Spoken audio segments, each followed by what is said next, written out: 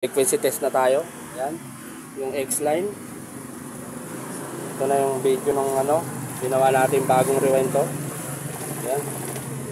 Testing pa ni boss kung talagang malupit yung rewind. Yan. Hinihinan na. Ayan. Kita nyo ba? Grabe yung palo. Palong-palo. Parang jeep. Yan. Yung X-line guys na binlag natin nakaraan. Ito na yung sound check nya. Yan, dalawa yan. Tapos na to isang sound check. Bali dalawa yan na tapos na natin ngayon. Kukunin na to mamaya. May boss from Pasig. Shoutout kay boss from Pasig. Ito na po yung T15 nyo na 1000 watts. Tapos na. Ayan, dalawa. Pinapatuyo na lang yung dikit nitong dust cap kasi medyo basa pa. Ito medyo basa pa kaya medyo hindi namin masyadong matolture. Ayan. So ito na po. Ayan yung magnet nya. Patuloy ko muna ito.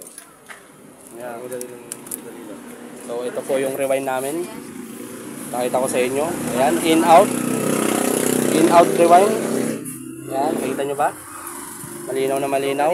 In. Ito yung in. Yung out sa labas. Ayan.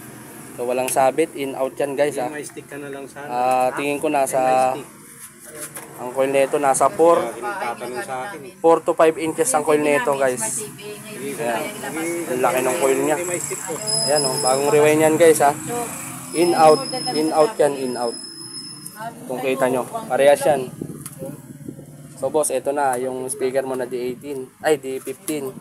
In out ang rewind yan. Alright. So, ito pala si Boy Lado, hari ng Kangkaras.